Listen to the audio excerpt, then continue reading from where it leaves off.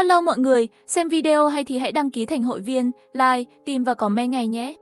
2 giờ sáng, điện thoại đột nhiên nhận được 3 tin nhắn. 1. Khóa cửa sổ lại, đừng ra ngoài, ký túc xá sẽ đổi người rồi. 2. Nhanh rời khỏi ký túc xá, bây giờ chạy vẫn còn kịp, kẻ rước người sắp đến rồi. 3. Đều là giả đó, căn bản không có người ngoài vào ký túc xá, yên tâm nghỉ ngơi đi. 3 thông điệp mâu thuẫn này, nhưng cùng một người gửi cho tôi gần như cùng một lúc. Mà điều đáng sợ hơn là, tiếp theo trong ký túc xá thực sự có người bị rớt rồi.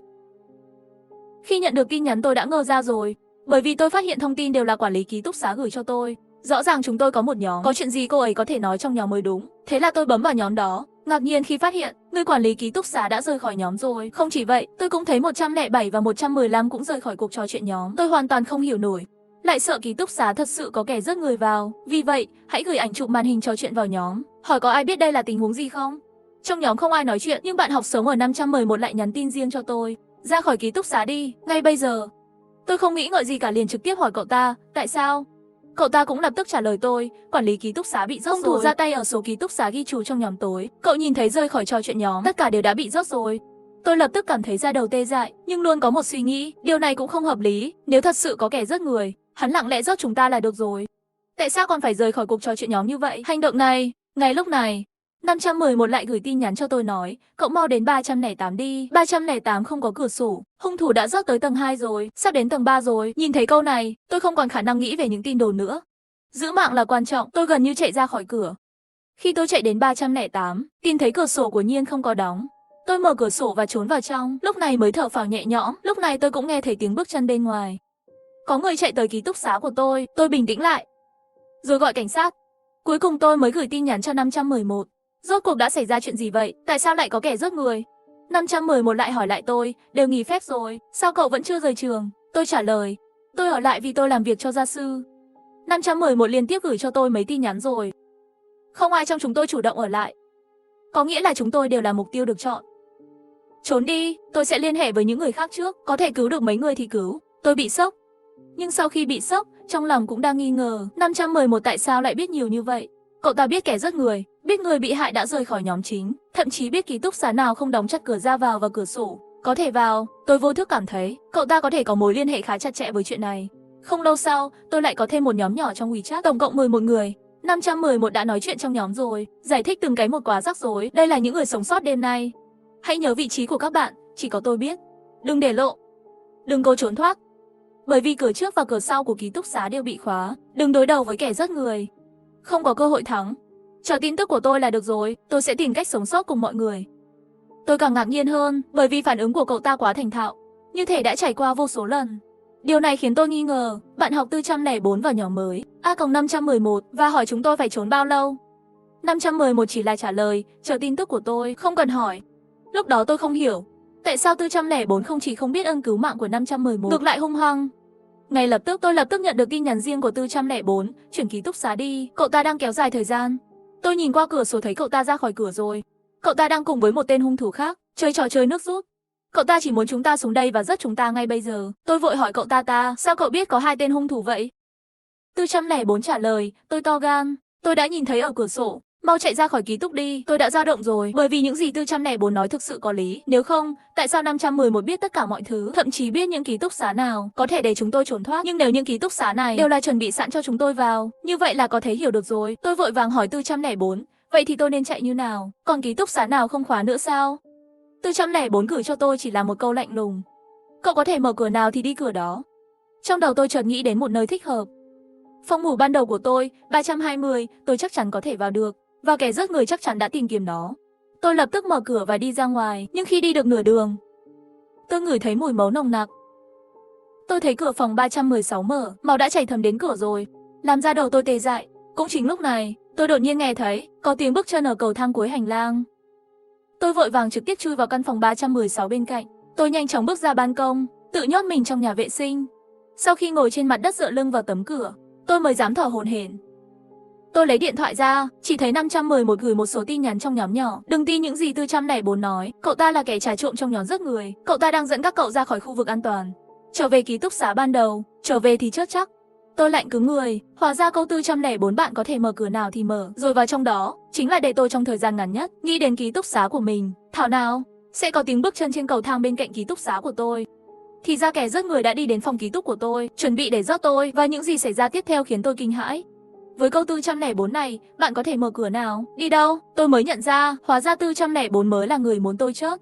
Ngay lúc này, tôi phát hiện trong nhóm chính lại có bạn học đang rời nhóm. Rời nhóm, chỉ là một vài trong số 11 người trong nhóm nhỏ. Rất có thể là người vừa bị 404 giết chết. Điều này dường như xác nhận những lời 511 nói, những người rời khỏi cuộc trò chuyện nhóm đều đã bị giết. Tôi cố gắng chủ động rời khỏi nhóm chính, nhưng ngạc nhiên khi thấy không thể rời khỏi được. Chẳng lẽ thật sự chỉ có thể chết rồi mới có thể rời khỏi nhóm sao? Chuyện xảy ra tối nay, có thực sự có lực lượng mạnh mẽ này không? Tôi nghĩ ra một cách chứng minh. Tôi lại gọi số 110 báo cảnh sát. Lần trước tôi gọi cảnh sát, đã nửa tiếng rồi. Không có chú cảnh sát liên lạc là báo động thứ cấp hiếm có. Nếu như chú cảnh sát có thể đến xử lý, nó sẽ không bao giờ xảy ra. Sau khi điện thoại được kết nối, tổng đài viên cũng phản hồi rất nhanh, lần này bên đó hứa trong vòng 5 phút nữa sẽ có chú cảnh sát liên lạc với tôi. Sau khi cúp điện thoại, tôi lo lắng nhìn chằm chằm vào thời gian. 5 phút trôi qua, vẫn không có ai liên lạc với tôi. Thật khó để tưởng tượng lực lượng này mạnh đến mức nào. Để kẻ giết người lại có thể dễ dàng vào ký túc xá, làm cho cảnh sát không can thiệp được, thậm chí khiến nhóm chính không thể tùy tiện rời khỏi. Lúc này tôi nghĩ đến trò chơi mà 404 đã đề xuất. 404 chắc chắn đã giết hại rồi, kẻ giết người sớm đã ngụy trang rồi. Nhưng trong những lời hắn dùng để lừa chúng tôi, có thể che giấu thông tin thật không? Ví dụ như đây là một trò chơi kẻ giết người. Tôi vội vàng bấm vào nhóm thành viên chính, chuẩn bị liên hệ với người sống để tìm cách. Nhưng ngay lúc đó tôi lại bị sốc. Bởi vì 404 và 511 đều ở trong nhóm chính cùng một lúc. Ít nhất 404 chắc là hết rồi phải không? Tôi không hiểu. Mà tôi cũng thấy, 3 bạn học còn lại trong nhóm chính, tất cả đều được 511 kéo vào trong nhóm nhỏ. Điều này cho thấy 511 thực sự đã cứu chúng tôi, còn cứu khá chính xác. Tôi quay lại kiểm tra nhóm nhỏ rồi, phát hiện 511 đã đá 404 rồi, cũng đá những bạn học rút khỏi nhóm lớn. Cho đến nay trong nhóm nhỏ cũng chỉ còn lại tôi và 511 và 3 người sống sót khác, mà 511 lại nói các bạn trong nhóm. Các cậu có thể không tin tôi, nhưng cũng đừng tin tưởng người khác, trong nhóm này cũng vậy. 520 vội vàng hỏi, tại sao? Nghĩa là trong 5 người chúng ta còn có loại bí mật như 404 vừa sao? Tôi cũng xen vào và hỏi, tại sao 404 vẫn còn trong nhóm chính, nếu người vừa dẫn dắt chúng ta là kẻ giết người? Nói ra vậy thì bạn học 404 nên bị giết mới đúng. 511 không trả lời chúng tôi ngay lập tức, ngược lại là 605 nhưng yếu ớt hỏi, rất có thể kẻ giết người đã trói 404 lại. Sau đó dùng điện thoại của cậu ta để dụ dỗ chúng tôi. Có lý, tôi bị cuốn theo nỗi sợ hãi. Không ngờ khả năng đơn giản nhất này. Nhưng điều khiến tôi cảm thấy kỳ lạ là, lúc này 511 lập tức ngay sau đó đã phủ nhận, điều này là không thể. Theo tôi biết, mục tiêu của kẻ giết người nhất định sẽ giết cậu ta. Tôi càng ngạc nhiên hơn, cuối cùng không nhịn được trực tiếp hỏi 511, cậu rốt cuộc là ai? Tại sao cậu lại biết nhiều như vậy? Với câu hỏi của tôi, 3 người còn lại cũng đều ném mũi nhọn vào cậu ta. Đúng vậy, cậu biết cũng quá nhiều rồi. Trừ khi cậu ở cùng phe với kẻ giết người, nếu không thì tại sao không thể giải thích? Đã đến mức này rồi. Nếu không nói rõ ràng, sao chúng tôi có thể tiếp tục tin cậu được? Nhưng cho dù 4 người chúng ta đều đang chất vấn cậu ta, 511 cũng chỉ là nhàn nhạt trả lời lại. Các cậu cũng không thật sự tin tưởng tôi, nếu không thì làm sao 404 có thể thành công? Tôi bị nghẹn đến không còn gì để nói. Dù sao thì tôi cũng không có tin cậu ta. 3 người kia một lúc cũng không nói gì, chắc là cùng đức tính với tôi. Nhưng 511 lại tiếp tục nói tiếp. Tôi chỉ có thể nói với các bạn, tôi ở cùng thuyền với các bạn. Tôi cũng muốn sống, nhưng một mình không thể làm được.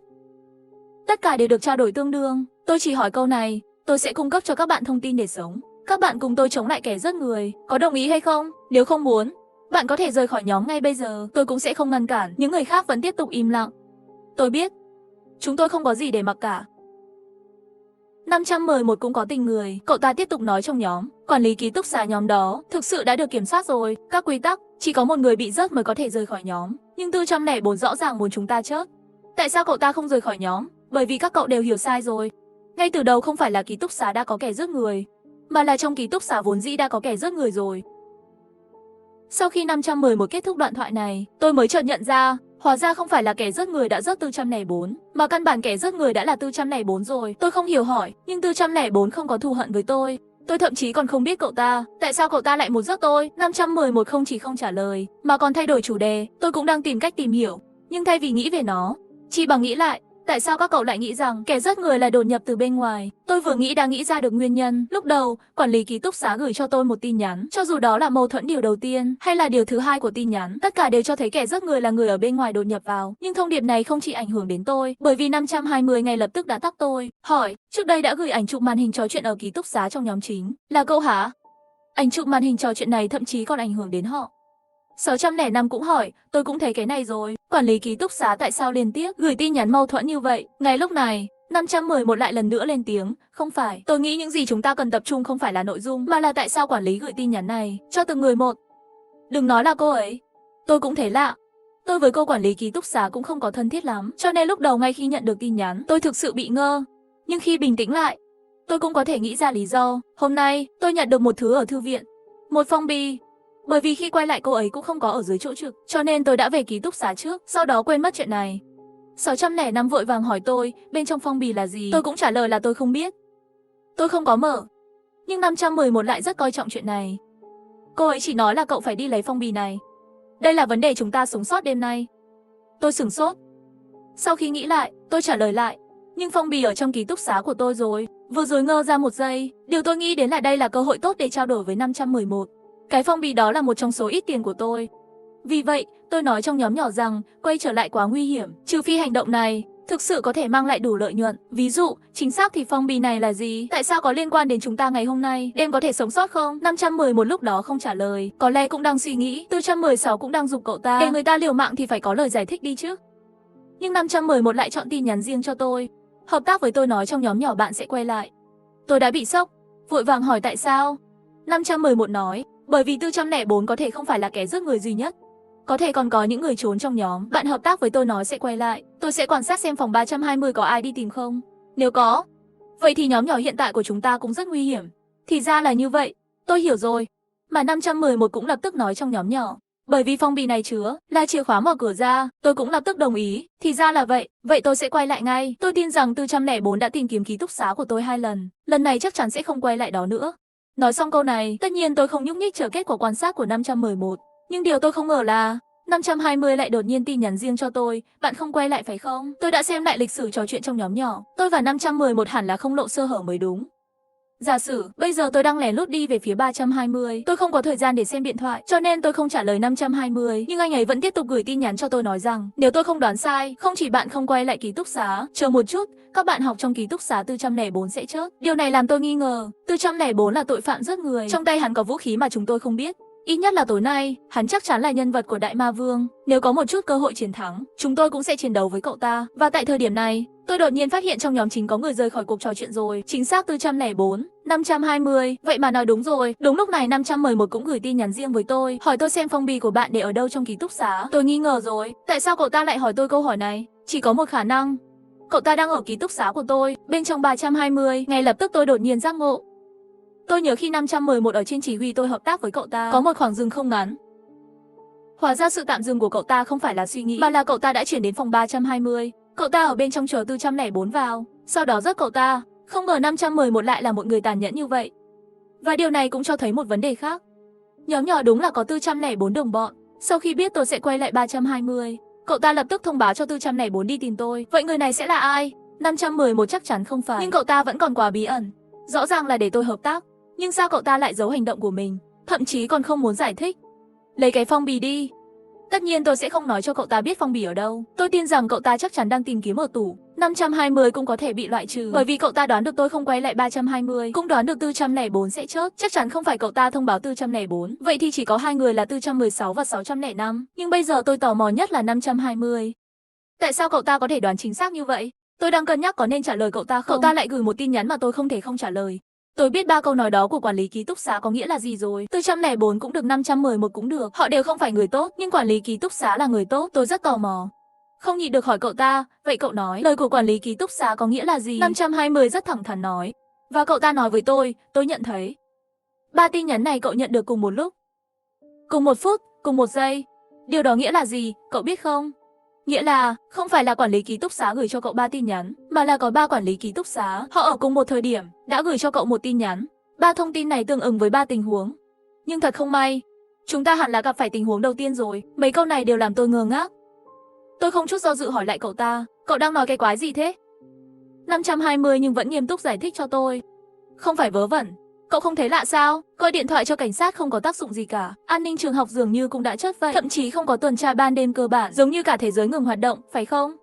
Lời này thật sự suy nghĩ cẩn thận cảm thấy rất kinh khủng, nhưng nghĩ kỹ về nó, dường như cũng đúng là như vậy. Ngón tay run rẩy của tôi đánh ra một dòng chữ gửi cho cậu ta. Ý cậu là thế giới chúng ta đang sống, không phải là thế giới thật.